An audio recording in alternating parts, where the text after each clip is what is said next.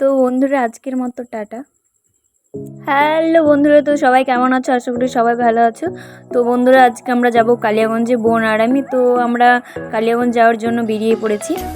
তারপর ময়না থেকে বাসে উঠে পড়লাম।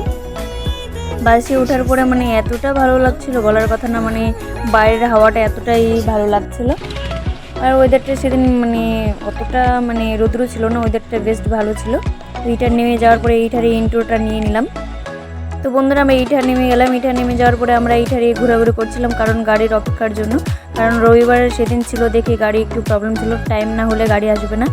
তারপর বন্ধুরা এইটারে দুই একটা কাকুকে জিজ্ঞেস করলাম যে কাকু আজকে কি কালিয়াগঞ্জের গাড়ি আসবে না? তো বললো আজকে তো রবিবার, টাইম না হলে আসবে না। তারপরে ভাবছি যে ওই গাড়ির আশায় থাকলে তো আমাদের লেট হয়ে যাবে, কারণ বাড়ি যেতে আমাদের সন্ধ্যা হয়ে যাবে।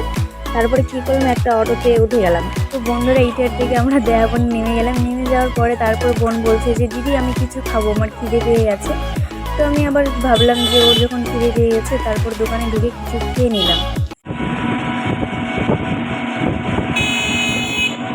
তারপর বন্ধুরা যাওয়ার সময় একটা ছোটো মোটো পাহাড়ের মতো দেখলাম। তারপরে ওটা দেখে এতটা আমার ভালো লাগলো বলার কথা না। তারপর বন্ধুরা আমরা কালিয়াগঞ্জ পৌঁছে গিয়ে নেমে পড়লাম। তারপর কিছুটা ইন্ট্রো নিয়ে নিলাম।